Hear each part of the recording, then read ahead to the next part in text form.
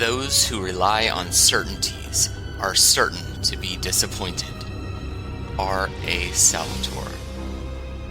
Kojo, Jimjar, and an unlikely ally, Glabbagool, find themselves ensnared once more.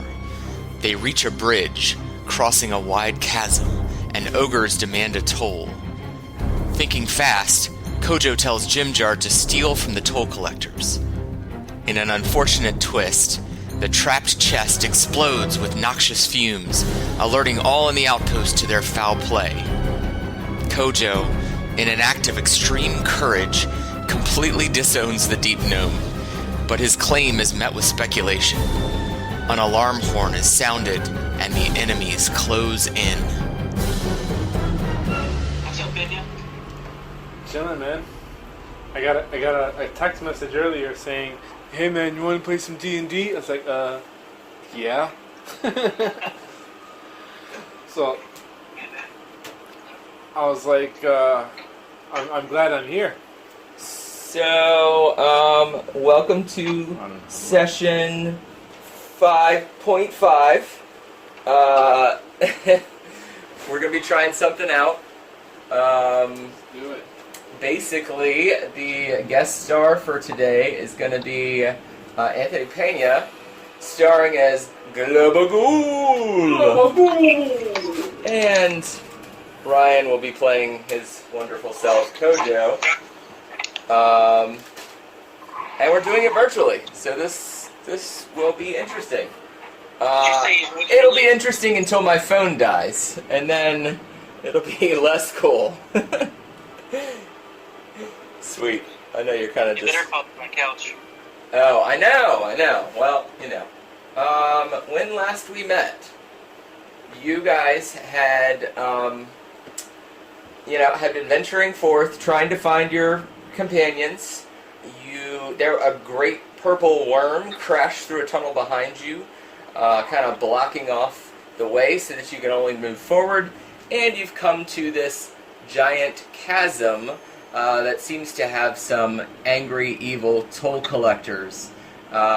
Specifically, a group of 3 ogres who harassed you, and then Jimjar tried to pick a lock and get into a treasure chest, and it exploded in his face, taking 2 injuries from that, and Ryan didn't realize that gelatinous cubes are invisible. So I'd like to play this as if they currently don't know where the gelatinous cube is. I think that's going to give you some options. There's a horn right here that they have, these 2 Duergar, who are like bankers, have essentially blown, alerting the whole complex to your deceptions. And I'm going to go ahead and have everybody roll initiative. Everybody who's on the map, anyway. Yeah. 4. It's not so good. Glabbagool kind of telepathically says over to Kojo, "Man, those guys are making a lot of noise." You think so? Nice. Alright, so it sounds like they won the initiative. What'd you get? 4. A 4. What'd you get, Kojo? 4. 4. Alright. I'll let you guys pick who you want to go first. Okay. So the one of the Duergar becomes invisible. And the other one enlarges himself. Sweet. And Best world. and he starts moving forward to jump over the table. Okay. Kojo, or gelatinous cube. What are the ogres doing? Something. Yeah, so you persuaded them heavily. Yeah. So we'll put them at the end of the initiative order, and we'll make a check to see what their reaction is to you. So what do you want to do? And you can telepathically communicate with your friend Glabbagool. You've got room to run without an attack of opportunity from either ogre currently. Yeah. You can also. I'm gonna point up at the Durgar. I'm gonna like, look over there. I'm trying to get the ogres to look, and as soon as I say that, I'm just gonna start running. Okay, so you're gonna try to deceive them into looking away from you? Is that what I'm hearing? Yes. Okay. Make a deception check to see if they believe you. And I'm gonna roll insight. Insight on an ogre is probably not so great. Yeah. So 9 for me. Yeah, so they're both deceived. They both turn and look. And now what do you want to do? Yeah, I'm gonna take off and take a right. I'm gonna tell Glabbagool to follow me. Like, So you want to go this way? Yep, take a right immediately. Like this direction. Okay. So we'll say 1, 2, 3, 4, 5, 6. I'll reveal a little more of the map for you. So this kind of goes around here. You just want to take off. Keep running. Yeah, and he should be following me. Okay. He's going to have trouble squeezing through this narrow passage, unfortunately. But he can try. We'll work on that in a second. 1, 2, 3, 4, 5, 6 at a full run. Okay. So you see that you're kind of running around a ledge. You make your way along a narrow pathway leading to the bridge. You hear the howl of strong wind, and in the far distance, the rush of water. All right, Glabbagool, you're up. Wait, friend. 2, 3. You're gonna stay there, and they don't see you yet. Okay. 15 feet. Right. All right. So it's the ogre's turn. Dashing though. What's that? Can you dash? Yeah, that was dashing. Alright, cool. So one of the ogres, we're going to see if he is mad that you deceived him. Ooh, he's pissed. He rolled a 20. And he's going to turn around, but he doesn't see you. And the other one rolled a 19 and a 20. They are going to start looking for you. So I'm going to roll random direction, and let's see which direction they want to look for you guys. Alright, 1, 2, 3. This ogre runs directly into the gelatinous cube. Hi, friend. Alright. And this other one, 2, 3. He runs here. Let me see if he sees you. He does. And he starts making his way here, but it's so narrow that he can't, he's trying to like squeeze himself in, right? So he's going to consider it difficult terrain, and he's going to take a penalty if attacked. 1, 2, 3, 4. Alright. Cool. So we are back to the Durgar. The Durgar is going to see his ogre companion start to get disintegrated. So from his viewpoint, what he sees is the ogre runs. He suddenly like hits a wall or hits something, and then like everything that hit that wall starts to melt away, and the ogre starts to scream. The Durgar starts screaming, "Ah! What foul monstrosity is this?" And he shoots a crossbow bolt at the cube, kind of as a reflex. He's terrified. Actually, he's got a javelin, so he's going to throw a javelin. And he gets a 13. Does that hit? That is. And it's going to do a d6 plus piercing.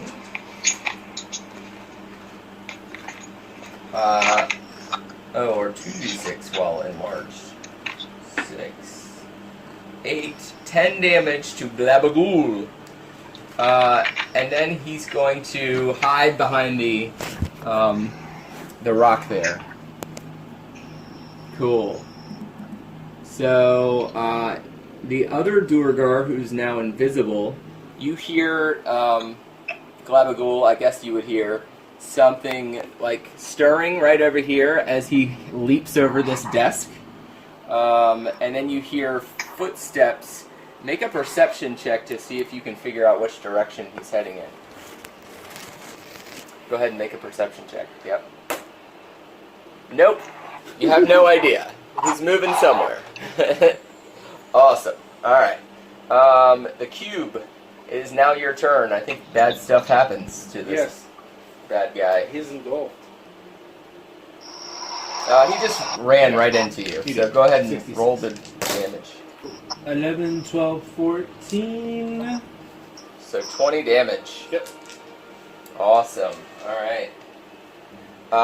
You've moved now. And you're kind of blocking the way, I see. Yep. I'm just trying to get to my friend. My friend, where you go? You know I'm slow. Kojo, you're up.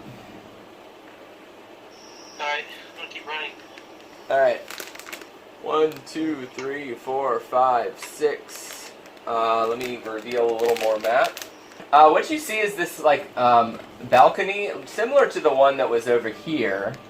I don't know if you can see my cursor, but there's a balcony there, and then there's another balcony here, and I'm going to read you the description. So you're basically just running for your life. This balcony commands a view of this large stone bridge. I'll show you that bridge in a second.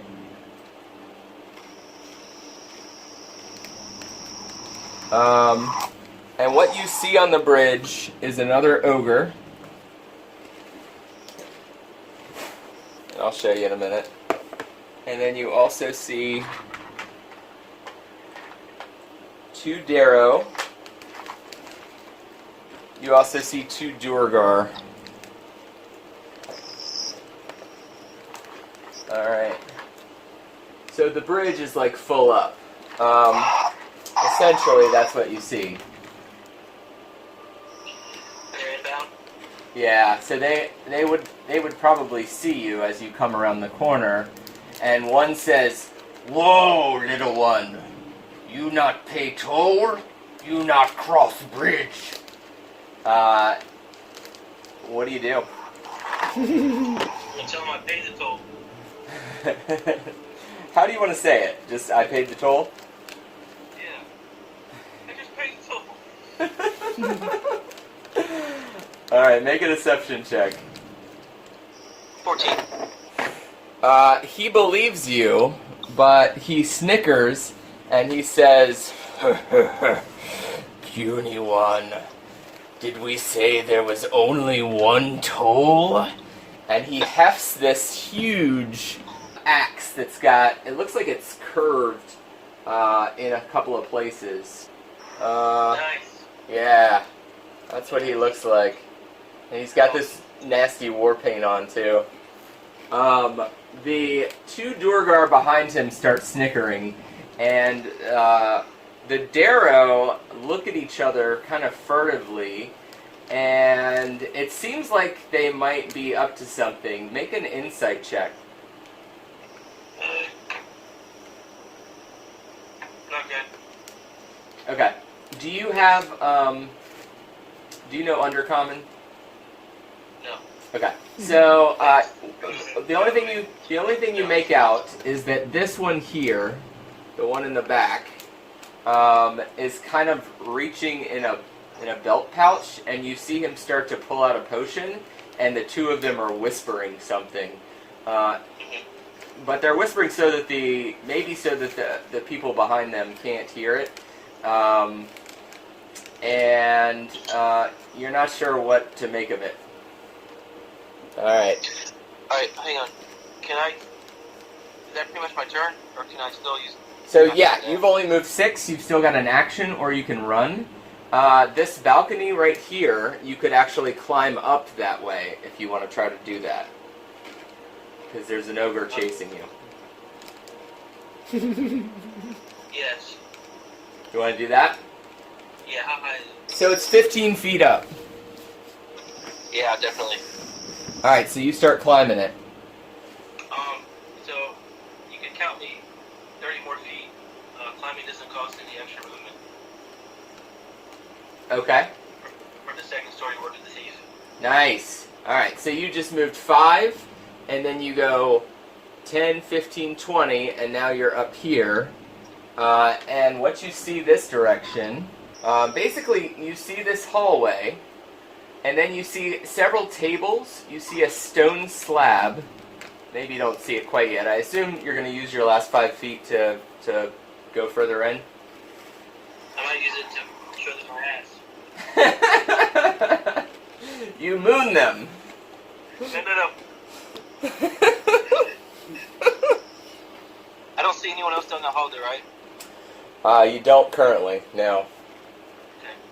I'm gonna turn around and look. How far of a drop is that into the water? Okay, so this here is like maybe 200 feet. It's far. The water below? Yeah. So like all of this here is extremely far, and this is just like, you know, it kind of sloping down a little bit, but it's almost a sheer drop. Yeah. 200 feet to the water. Yeah. I would like to raise now. Yeah, what do you want to do? Yeah, I'm just gonna wait here, see kind of what happens. One step back though. You want to step back this way? Yeah. Okay, perfect. Alright. Not bad. Good plays, man. Good plays. Yeah. Real quick, sorry. Yeah. That balcony over there on the other side, Yeah. if I were to go all the way through, that's where that Duragar hung himself. You're not sure if he was dead before they hung him and just threw him over as kind of intimidation, or if he actually... Because you didn't see him, like, flopping around on the end of the noose. He was just limp when they threw him, yeah. But yes, the hallway goes all the way to that balcony. You're pretty sure. Okay. Okay? Alright. So the ogres are up. The first ogre is going to make a strength check. Is it strength to break out? And a golf creature can try to make a DC 12 strength check. On a success, they enter the space of their choice. So, ogres are pretty strong. Let's see if he can make it. Oh, he rolled a 3, and he is engulfed still. He is stuck. The other ogre is going to move 1, 2, 3, 4, 5, 6 as he like squeezes his way down this very tight passage, and he does not see where you went. In fact, at this height and from this angle, you don't suspect, Kojo, that any of the people down on the bridge can see your body currently. However, they are going to... so you hear the ogre go, "Ah, little mouse, go get me a little mouse." And he like shoves the Darrow, so clearly he's more in charge of the little Darrow and Duergar. And so the Duergar are going to start running forward. 1, 2, 3, 4, 5. He's going to stay there. And 1, 2, 3, 4, 5. 6. And he like starts to climb up. He starts to climb up the side there. Okay, so that's their turns. The ogre and the 2 Duergar are going to stay in place there. We're back to these Duergar over here. So, Glabbagool, you don't hear the invisible one anymore. He must have made it past your hearing. The other one is going to come out and throw another javelin at you. So he's basically going to come out of cover, throw the javelin, go back in cover. And he rolls a natural 1. And instead of throwing it, he like hurls it, but then stabs himself in the foot. Oh. No. And he's got, he's enlarged, so he's going to do even more damage to himself. He does 9 damage to himself. Alright. So, Cube, you're up. Oh! Show me something good. And go. Take the damage. Come on. Oh. Ooh, ah. Oh, that's a lot of 2s and 1s, man. That's a lot of 2s and 1s. But we'll just start with this here's 10. 16, 17 with damage. Nice. And then Glabbagool is going to telepathically kind of just say to the Duragar, "Ah! Oh, that seems like quite an ouchie." You're taunting him. Kind of, but not really. I got it. You Okay. know, and I mean, like, if you guys are hiring, I can sweep things up. Look, I even caught an ogre, and he's going to keep heading.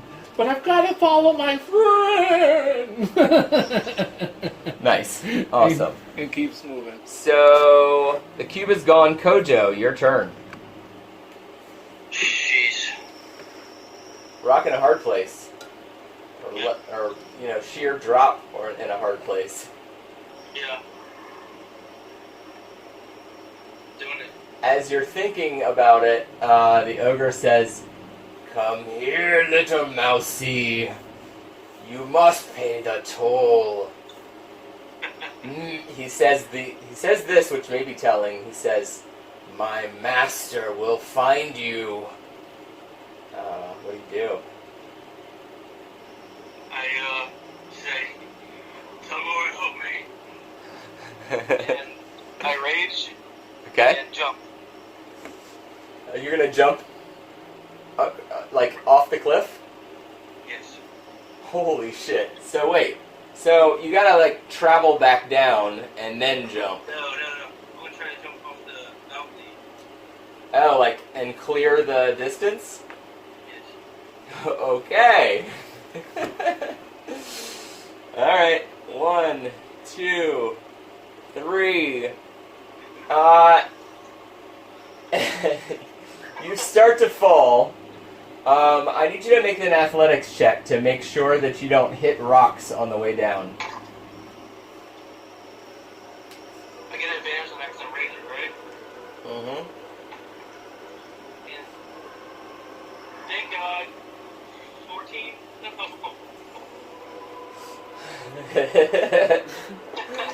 14 does it. You don't hit rocks on the way down. What do you do as you're falling? I tried to do that cool slide thing, like the cross my arms and So you hope not to die. You cross your arms, and you basically whisper a prayer to Timora, right? Yeah, but I think about meeting Io if I die. Alright, so you fall several hundred feet. I'm going to keep the initiative order going in case Glabbagool wants to do something. Yeah, I know.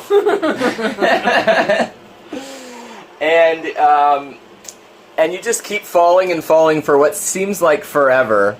And when you hit, I need you to make a Constitution saving throw. Well, first make a dexterity saving throw to see how you enter the water. If it's like head first or tailbone first. Ooh, 17 plus 4.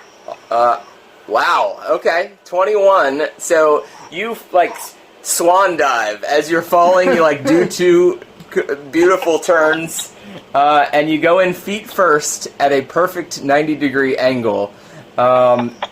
As your feet hit the ground, hit the water, you hope that this body of water underneath is deep enough, and you plunge into the water, and it seems like you keep going down and down for a long time. I'm going to have you make a Constitution saving throw. 11 total. 11 total. Okay. Yes, so you hold your breath. You start swimming towards the surface. You realize that the water here is not quite as blue as you thought from the surface, and I'm going to take you to a different map. Hold on just a second. Then I get swallowed back. Right, you dive right into the mouth of a giant monster. Yeah. Nice. I think you broke the level. Yeah, no, you definitely did. Alright, hold on. Let's see. How much planning just went out the window? Sorry, Pena. It's too slow. Oh, it's all good. It's all good. Alright. Glabbagool will find his way. He'll find his way. Yeah, So, we'll see him again. loading. Way to go, Ryan. I've actually now got to, Sorry. I gotta find the level, hold on. I'm not completely unprepared. I'm not gonna have to just wing it. But Really close. it was pretty close. Hey, but you know what? You're still alive. There's gonna be like a beholder, a zombie beholder. Yeah, it's definitely a zombie beholder. You guessed it. You fall onto the island that they. Do I see their feet print? Well, they never got on the island. That's true. See? See what you did? Broke the level. I ain't going back to jail, bud. I see that. I'm never going back. Oh, that is awesome. You did survive, so that's impressive. Not quite. Still alive? And you land plunk. Basically right in the middle of it looks like greenish, gooey, and somewhat icky water. But it's not acid, thank goodness. Oh, that was okay. Yeah, so this waterway is essentially maybe 20 foot wide. What you see look like old crenellations in this tower that's right here. These four towers, and it looks like part of a larger structure. That's funny. 20-foot waterway whose side walls slope gently out of the water. A green glow lights the chamber, and the low-hanging. I guess you fell. No. There's no ceiling. Okay. You start to hear a maddening, gibbering tone that begins to echo through the chamber as soon as you surface. You're swimming in this foul, greenish water, but there's also like something illuminating the whole region, so you can see well. What do you do? Is this running at all? It does seem to be moving this direction a little bit to your left. Alright, I'm gonna like crocodile this Jake and just kind of like get as low as I can and still be able to breathe.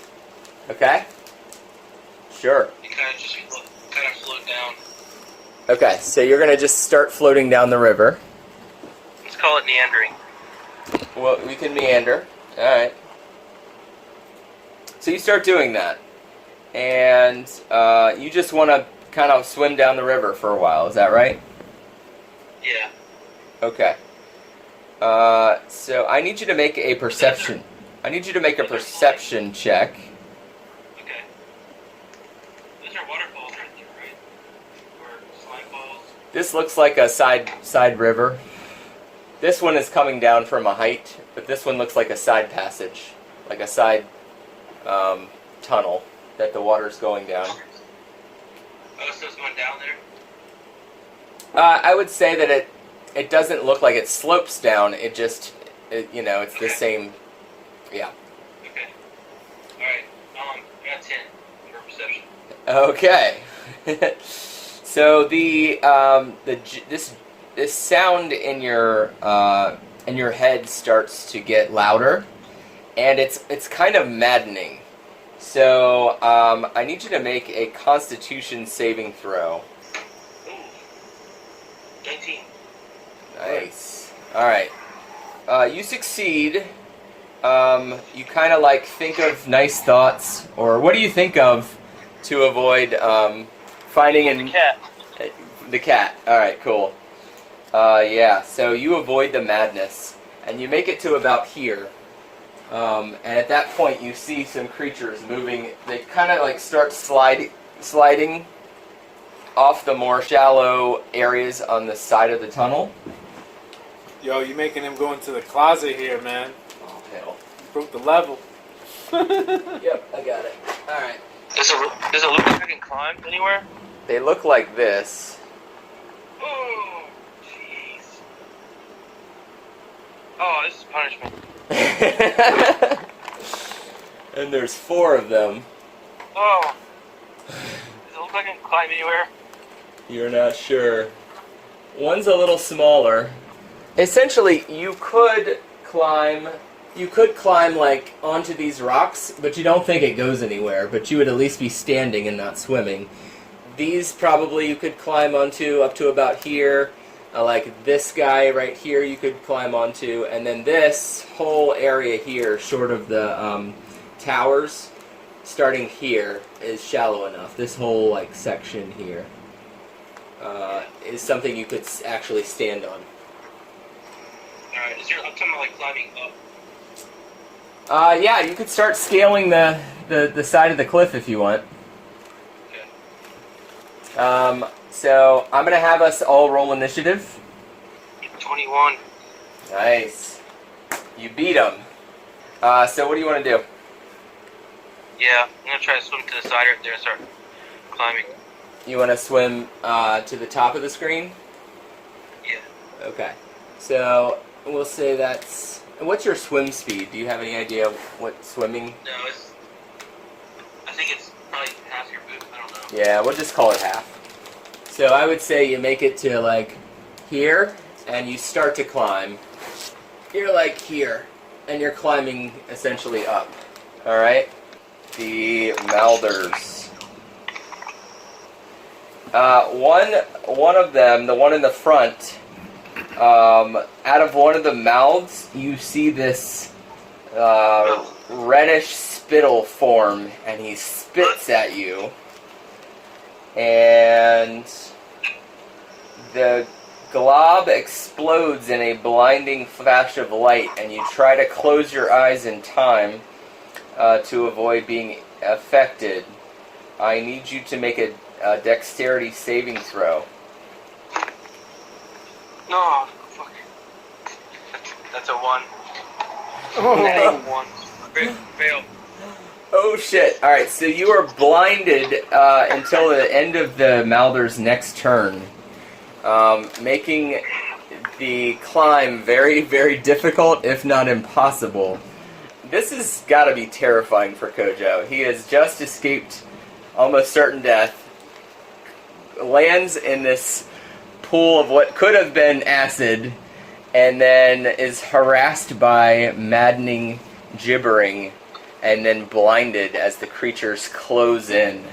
These two start coming across, and they're just kind of like bobbing, and their little tentacles, which I don't know if you can make out there, are kind of just paddling them along.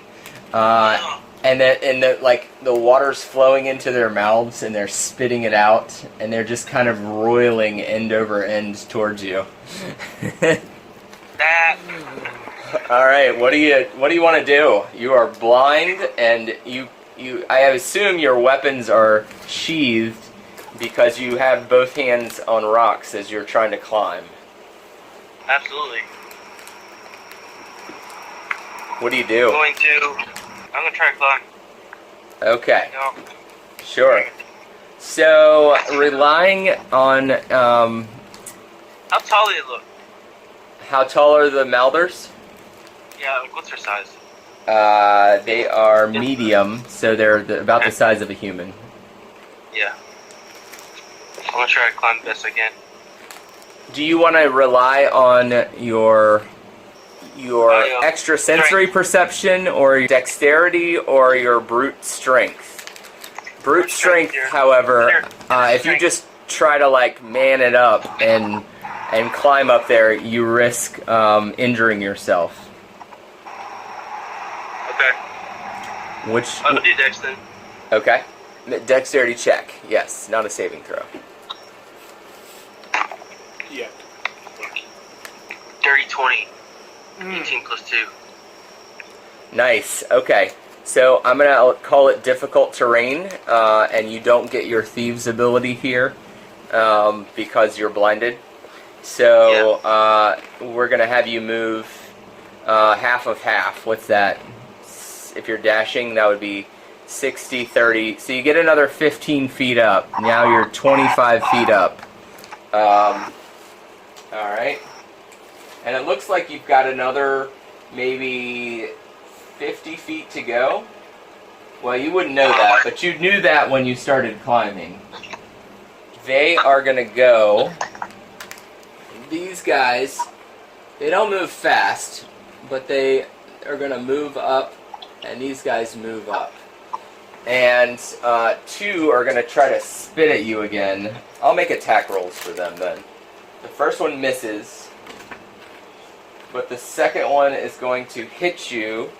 So you feel like something hit your head area. Let's see if you kept your eyes closed. Make another dexterity saving throw. 5. 5, no. So you're still blind. It is now your turn. Alright, I'm gonna try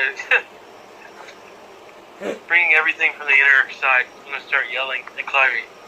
I'm just gonna start like, ah! Reaching for anything I can feel. Okay. So you do that. You're going to use dexterity again and just keep trying to climb up? Things.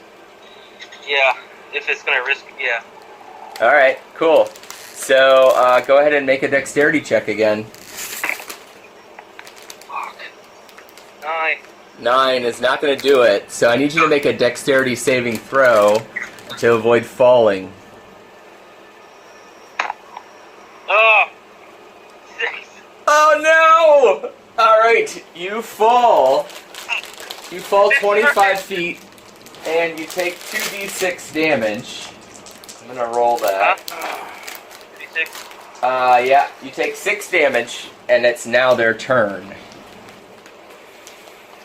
Alright. The first one, the one closest to you here. Can I rage when I fell? Yes, you can do that. If you weren't already still raging. Yeah, okay, so you do that. You rage as you fall. So this first one here is going to... I guess he doesn't even have to do this. As they move, the ground in front, you just now kind of feeling this because you're still blind. You feel that the ground, as they close in on you, becomes dough-like, and it like starts to get melty, almost as if you're trying to walk in quicksand. Oh, Yeah. hell yeah. And I need you to make, from the other 2, wisdom saving throws. So I need 2 wisdom saving throws. Oh god, 9. 9 will do it. 14. 9 and 14. Alright, so you managed to stave off the madness of this gibbering sound. The last one is going to try to bite you. So it's going to attack with a bite. And that's a hit. Oof. It does 9 damage. What kind of damage? It is piercing damage. Does Glabbagool ever... So what do you want to have that to? It goes. It halves. It halves to 4. Yep, you round down. There is? Okay. Yep. At that point, you hear a giant splash in the water behind you. And Glabbagool is back! Sans ogre. Did he come off the exit? Did he come off the... Did he jump too? He jumped also. God bless him. God bless him. Alright, hold on. Let me throw him in the initiative order here. Don't count him out. Awesome. Alright, so... And You might that's have his earned turn, some was respect. getting down here. Kojo, you are up. Sweet. I still can't see anything. You can't, and, well, you wouldn't be able to know this, so I'm not going to tell you. Where am I exactly? So you're here, and you probably don't know what the splash was behind you, but you might suspect it's your friend. Sheer volume on it. Right. The splat sound. Sound like a big belly flop. It does. And it seems at least one of them is like, I don't know, some of the eye stalks have twisted to look at it. But you don't know that either, because you're blind. Yeah. Yeah, I'm gonna grab that motherfucker on my left, and I'm gonna make him pay for everything that's about to happen to me. Okay. Oh, actually, none of them spit at you, so they ended their turn. You're not blind. I apologize. You are not blind. Oh, so no disadvantage? No disadvantage if you want to attack. Okay, that would be unsheathing. I'm sheathing my dagger. Okay. That's gonna be 13 to hit. Yep, that's a hit. 7 damage. 7 damage. All right, good. And you're using what? Your short sword? No, dagger. Dagger. All right. Yeah, you stab it multiple times, piercing the eyes, and you narrowly avoid a snapping mouth that tries to grab your arm as you're doing so. And it kind of howls. The gibbering turns to a howl of rage. Okay. Do you want to do a movement? Yeah, I'm gonna roll around. If I can see now, can I get behind him? Running back away from everything. Can I back up? Where's the flatness? Where am I start climbing it? Yeah, so you can back up here. The flatness goes to there. So you could get, Yeah. you could back up. One of these guys, though, was within range to get a Yeah. attack of opportunity. Yeah. You're going to do it anyway? Yes. Okay. And he misses. Whew. And basically you can get to about here. Yes. The Mouther's turn. So, I closed my eyes. yep. So, they actually move slower than you do. I need you to make a perception check. 15. 15? Yeah. So as you're backing up, you almost trip over this old, crusty-looking, like, weathered chest. So there's a chest that you almost trip over, and it's now right at your feet. Okay, so they're going to take their turns. One is going to advance and try to spit at you. And it hits you. Make a dexterity saving throw or be blinded. 19. Yes, you're good. The rest of them are just going to move up. Glabbagool! Friend! No. No fucking way. No shit. You know, those other guys, they fed me orcs, but they weren't as friendly as you. So, I mean, when I couldn't hear you, I figured you jumped, and, well, here I am, friend. I fell, so I would never jump. Of course, I was of purposely course. to you. Well, let's eat some of these munchies. And 15, I don't know how 15 feet is here. You can get all the way to engulf one of them if you want to try. Yes, would like to chewy. No. Alright, the cube moves up to its speed. While doing so, it can enter large or small creature spaces. They must make a DC 12 dexterity saving throw to avoid being engulfed. So, their dexterity is crap. But I rolled a 16. So, he's going to choose to be pushed and he can choose to be pushed closer to Kojo. Kenya, if you don't mind, putting one of the Mouthers to the right of you, closer to Kojo. Yeah, there you go. So was that all your movement? That was probably 15 not all feet. of it. So you could more? yeah, you can do one more. Oh, natural one. Hey. He's engulfed. This is an ooze eating an ooze. I fucking love it. Wait, doesn't something happen? No. Yes, a rift to the astral plane opens up whenever an ooze eats another ooze. Yeah, good one, dude. Way safer there, I think. Nice. Okay. So when you engulf, right. In a failed save, you do 3d6 acid damage. Oh, oof. Well, 8. 8? Alright, that's okay. 8. He's already taken some damage. Not dead, though, yet. And we're back to Kojo. The real question is here, do you take the time to open the chest? It's probably like, maybe like 2.5 feet in length. But it looks heavy.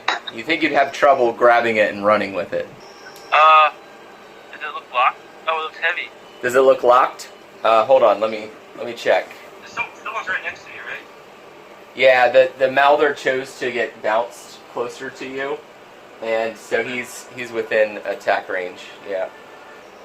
It is locked. You want to pick the lock? Oh yeah, I'm gonna pick the lock real quick. Okay. It only takes a bonus action. Okay. Yeah, make a dexterity check. 18. Yeah. Now I need you to make a wisdom perception check.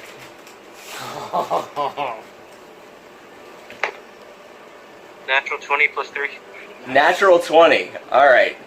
I will give you advantage on your check. You realize with that perception that there is a poison needle trap here.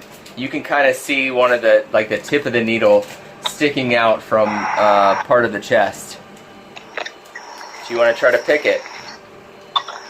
I didn't broke the last part. What'd you say? So there's a poison needle trap that you detected with your perception. So I'm going to give you advantage to disable it if you choose to try to do it. That's gonna take another thing though. Okay. Right? Yep. That'll take up my action. Yeah, that will take your action. Okay. Yeah, I'm gonna stab this guy again. Okay.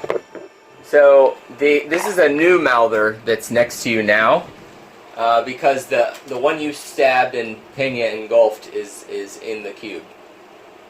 Okay. Yeah. You want to attack him? Yeah. Okay. Is it 12? Is it 12 hit? 12 does hit. Okay, so 3, 6, 12 damage. Nice. 13 damage, sorry. 13, yeah. This thing looks effed up. You, stab it multiple times, and all the mouths howl at the same time, as a foul ichor spills forth from the creature. Yeah. And you did your bonus action and your action. You still have a move if you want. No. Okay. Yeah, I'm gonna cover my eyes. Okay, fair enough. Alright, it's now the Mouther's turns. I think the one in front of you is going to spit at you and bite at you. The bite misses. The spit misses with a natural 1. It starts choking on its spit. Is he blinded? Yes, he's blinded. But unfortunately, he has 70 eyes, so that one eye is blinded. The other one is going to try to get out of the cube. He fails. I don't know that Mouthers would know what's going on. They're not intelligent enough to figure this out, so I'm going to have you move one of them right into your cube, because you can engulf 2 at once, or 4 at once. Yep. And the other one is going to just kind of move forward about to there. Yep. So it's going to make a dexterity saving throw to avoid being engulfed. Fails with a 3 and is engulfed. It's your turn. So, does it take So you can roll damage for each of them. 66? 66. Come on! 5 and 6s. 21. 21 more damage to the one that was already engulfed. Yep. That kills it. Sweet. Right? And then the second one, Uh-huh. a separate. Yep. 16. 16 damage, okay. Yep. Alright. So 16. Do you want to move? Yes. I would like to move into the spaces of the other 2. Okay. Yeah. I figured you'd do that. Yes. Alright, so the first one closest to me is going to make a dexterity saving throw, and with a 2 is not going to make it. Yes. The second one with a 7 is not going to make it. Nice. So you have now engulfed both of them. And they get 3d6 each. Yep. So for the first one, 11.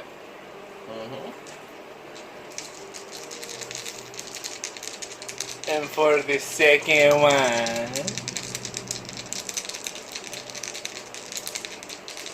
The one that Ryan hit. 12. 12 total. Yep. Alright. It dies. Oh! Oh! Which one is one? Yep. So you're going to move here, essentially. Yep. This one dies, and this one is also engulfed. Sweet. Alright. Glabbagool. So, Kojo, you're up. I'd hug you if I could. I'd hug you if I could. You say telepathically. What do you want to do? They're both engulfed. I'm gonna try to do that chest. You're going to try to disable the trap. Go ahead Right. with a dexterity check. With advantage. Oh, that's natural 20. Oh, nice. With a natural 20, you are able to recover the poisoned needle. Whoa. So, list in your inventory poisoned needle, which causes 1 hit point of... You recovered the whole trap, so you can then set this as a trap on something else. So put poison needle trap. It causes 1 hit point of piercing, 2d10 poison damage, Woo. and a DC 15 con saving throw, or be poisoned for 1 hour. Oh my gosh. Now you can either use this as another trap on a chest or door, or you can attempt to stab somebody with it, and the poison will remain until it's actually used. At least for a while. You're not sure if it would last forever, but... yeah, so you force open the lid, and inside you see treasure, 2 potions, 2 scrolls, and treasure. So I'm going to have you write all this down. You find 1,100 copper pieces, 650 silver pieces, 100 gold pieces, and then write 2 potions and 2 scrolls, and I'll tell you what they are. Well, I guess a wizard will have to identify the spell scrolls, but the 2 potions, you'll have to at least either take an action or a short rest to, like, sniff them and figure out what they are. Was that your bonus action, Ryan? Yes. Do you want to take an action and figure out what the potions are? They look to Yes. be the same potion. You do? Yeah, sure. They are both potions of healing. Okay.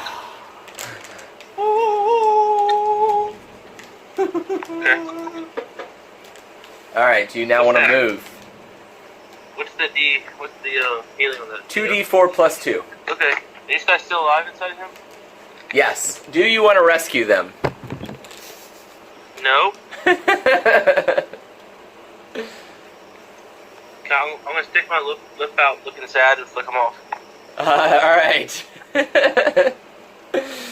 So you taunt them, and they're like moving slowly in this gel, and their mouths are snapping, and their eyes are writhing around.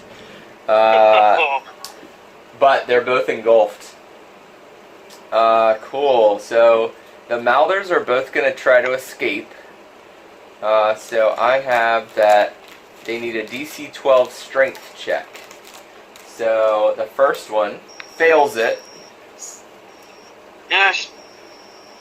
The second one fails it. Yes! And it's the cube's turn. I rolled a 6 and a 2. I would like to feast. Chewy chomp. For the first one. Oh, that's a lot of 5s and 6s. Oh, nice. Oh, yes. 24. Oh! Nice. Almost dead. But not quite. The second one? 18. 18. Kojo, you're witnessing this. All the goo of the ooze just melts, and all that falls to the ground are eyeballs and teeth. It's dead. Nice. A lot of eyes, a lot. Kojo, you're up. I like my weapon too much to stick it inside that thing to kill a guy. I was gonna take a step back to get ready in case he comes out. Okay. So your ready to attack would be to attack him if he steps out. Yeah, with a dagger. Okay. So it's going to try to escape again. It fails, and with 1 hit point left, it disintegrates. Nice. Glabbagool just kind of like starts to shudder and just kind of like ecstatic pleasure as they kind of like. Nice. Gross. Alright. Dude, I was pretty sure you were gonna die, right? When you failed and fell, I was pretty sure you were a goner. Alright. So, I'm gonna just kind of narrate a little bit here. You guys, well, do you want to climb up the 50-some foot distance? Or do you want to make your way down the river? Hey, Glabbagool, can you climb? We'll say it can do it. Mechanics, yeah. Yeah. It kind of just like latches on and yeah, you see like this trail behind it of disintegrated rock as it's moving up. Or I guess you could just climb slowly, right? What's the story with your thief? The second story work? Mm-hmm. You can climb easier and it doesn't cost you any extra movement. Like I basically have a climb speed equal to my. Got it. Okay. So you do that. And you guys get up to eventually this kind of larger cavern, and there's several passages leaving the cavern. The cavern seems empty. You are again engulfed in darkness, and you hear this faint whisper in your mind. It sounds like bubbly, or like bubbles popping, or like slime oozing, and it says, "Jubilex will have his way with you once again." Make a history check. What? That can't be good. 11. 11. Yeah, you're not sure who Jubilex is, but you don't hear the voice anymore after the one like warning. There's multiple directions to go from this large cavern, and you're pretty sure you know the direction to Gracklestug, but Glabbagool's not going to be helpful, so I'm going to need you to make a survival check. If that's where you want to go, that's where your companion said that was going to be their next stop. That's what you'd all talked about. So that's probably where you'd want to head. Yes, definitely. 18. 18, yeah. All right, you start heading down the passage. Eventually, you start to notice what looks like a wagon. So with that survival check, you start to notice what looks like wagon wheel tracks. It looks like a large caravan has been traveling down the passage that you are on. And they become fresher and fresher as you continue. And then eventually you hear the sounds of these wagons moving. You hear the feet of some kind of lizard creatures. And you start to see some lights bobbing up ahead. What do? You guys can talk about it because you can telepathically communicate. So I'm like stuck in a long tunnel. These things seem to be in your way. Yep. Right. So slow, bud. How tall is the ceiling? 20 feet. The passageway is probably like 30 feet wide. Alright. We're like in their way with this gelatinous cube. I'm having a hard time processing anything we could do besides get smacked into. Can I hide behind a rock or something? Sure. That's what I'd like to do. Okay. So... anything big enough? Yeah, so the lights start getting further away and dimmer. I guess the question you have to ask, and you guys can discuss, is do you want to sneak up on them and see who they are, or do you want to let them, outpace you and not check it out? Yeah, I thought they were coming towards us, but no, you saw the wagon, the tracks from the wagon wheels that have already departed. As you know. Yeah, I guess I'm gonna let them go. You want to let them go? Yeah, I don't want no trouble right now. Okay. What do you think? They club? Yep. So you do that, and you guys continue traveling into the dark unknown, and that's where we'll call it for tonight. Because I don't have any more adventures. Prepped. I had planned on spending a lot more time in the Chasm Bridge scenario. But that's cool. And I'm gonna come sit next to you, Pena. And I'm gonna pour myself some liquor. Word. Oh, dude. I'm gonna drink some Orion's. You're still alive. Yes, thanks to you. You think I'll be able to short rest during this period? Yeah, you can take a short rest now if you want. Okay. Yeah, so I've been looking for minis. It's hard to find a half-orc rogue. Male half-orc rogue. Yeah. Yeah. I can always cut off like bigger weapons and put daggers and shit in his hands, but I also want him to have that sweet cloak on him, maybe, like the arachnid cloak. Oh yeah. So yeah.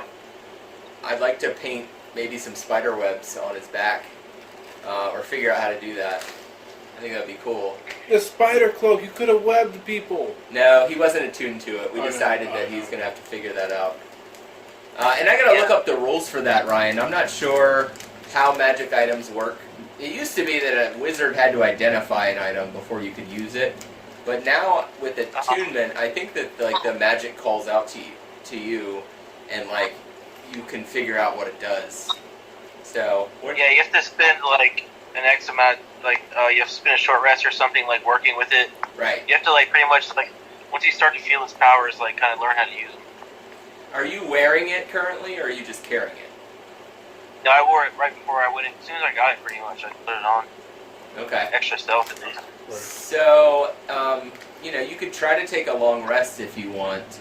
We're finished with the session, but before the next session, if you want to say that you took a long rest and you attuned to it, I'll look up the rules and we'll figure that out. But I want you to be able to use it soon. You did roll for it and win it, so that'd be cool. can shoot webs and stuff. Yeah, you can.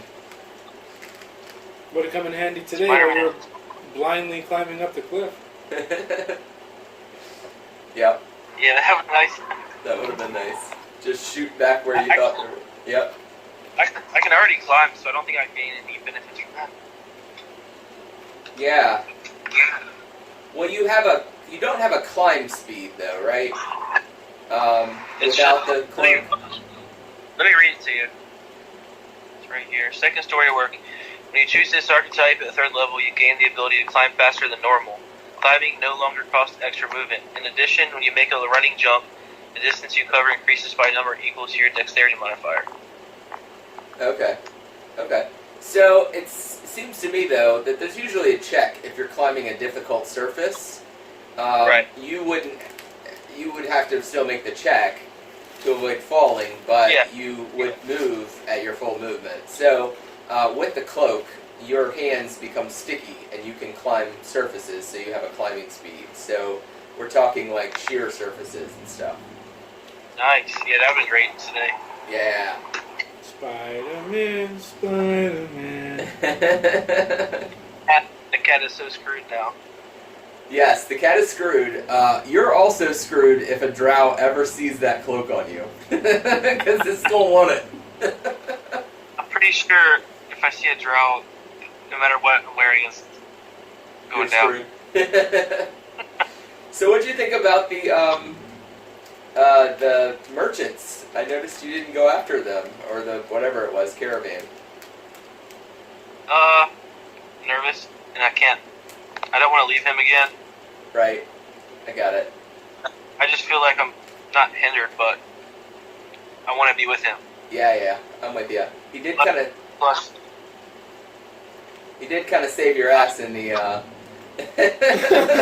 stream there. 1,000%. Yeah, I was looking If at I came up against like 2-3 drow, I don't think I'd do anything. I don't think a caravan with a lizard and drow, I don't want to do it. Right.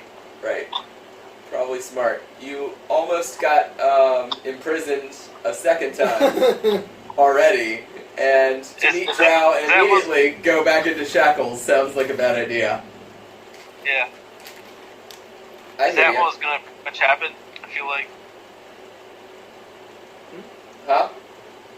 I feel like that's what was going to pretty much happen. No, actually they were friendly, and they were going to just give you all their stuff. Dang it. All They were this, so mean, though. They just got all the magic weapons and items. They're just going to open their thing and give them to you. We're going to go back. I'm going to metagame that. Glabbagool, I'll be right back. Stay right here. Nice. you shoot an I'm arrow sure at ogres are. So the gibbering mouther encounter was definitely supposed to be the full party, and I realized that they were super OP for just you. Halfway through, I did modify their hit points slightly. They're supposed to have 64 hit points each. Jeez. Give them 30. Yeah, they also every turn do this mouther thing. I made it an action, and they didn't choose to do it all the time, but. Mouthers, like 15 feet in every direction, becomes mud. They do this gibbering constantly, which paralyzes you for a turn if you're affected by it, and then they can do the spit and the bite thing. They're pretty nasty. Thank you. Ew. Yeah. Oh, man. Yeah, they're pretty You made us- nasty. The treasure you got was pretty cool. Oh, since I'm gonna forget what the treasure was, just write these down real quick. Okay, so it's a scroll of burning hands and a scroll of mirror image. Okay. Okay, alright. Well, I don't have very much yet. You don't have mirror image yet. Oh shit, that's big. Yep. Mirror image is one of those classics. Classics, though. I went for Misty Step and Invisibility instead. So it's nice to get that old... Uh-huh. And I wasn't going to get it, because I figured something like this would probably happen. Yep. Cool, man. So, let's talk about the briefly, and then we'll wrap it up. But let's talk about the chasm that you stumbled into. Who do you think the master was, the boss? Any ideas? No. So I can't imagine running this later in the adventure. But basically, this wizard and his party is traveling through the Underdark, and they get attacked by something that bites his leg off. And the cleric in the party is able to heal him, but doesn't have any regenerative magic to grow his leg back. So they promise to come back with this magic, and they leave him at this chasm, which doesn't have a bridge at the time.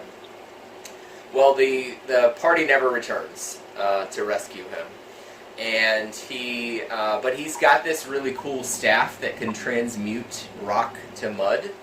So he basically builds himself like this citadel, this fortress, and he's by himself. So he does all this. He makes the bridge. The ogres and Durgar come along, and he starts to fight them and starts effing them up. He's a very high level wizard with some cool magic stuff, magic items, and he subsequently survives in the Underdark by himself for a while. Anyway, he encounters these ogres and basically forces them to work for him instead of killing them. So there were 3 ogres in the front chamber. They ran around to this other side area that you didn't explore. That direction went to a second bridge. So the ogres were going to, if you refused to pay the toll, they were going to offer to let you cross a bridge for free. And if you go that way, they like chuckle because it's a trap too. And they like follow you a little bit just to watch. And these like gargoyles attack as you're crossing this rope bridge. So you have to fight off gargoyles on this rickety rope bridge and not fall. The other part of this little side quest was that the two Darrow that were in the front of the main bridge, the stone bridge, they were going to betray Missile, who's the wizard. They're tired of being, forced to work for him. And the gargoyle from the rope bridge is also mad that they're not getting all the money. So he had given the Darrow a potion of fire breathing, and the Darrow figured that he could use that potion and get his other Darrow friend to like sabotage what was going on.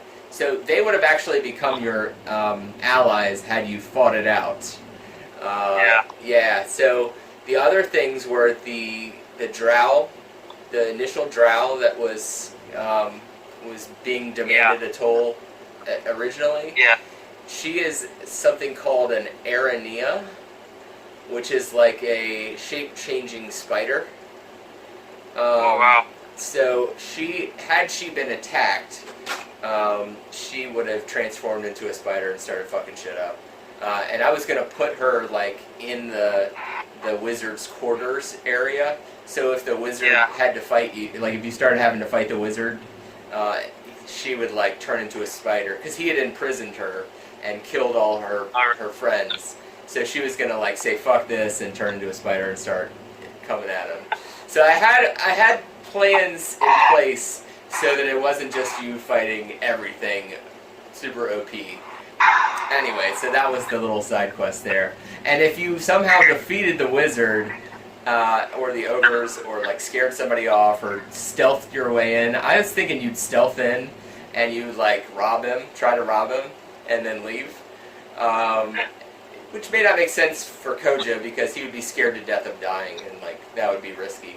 But the wizard had some sweet loot had you gotten that far. Yeah. So it was a calculated risk, and you chose to play the safe route, which is cool. But jump off the bridge. Yeah, the safe route being jumping off a 200-foot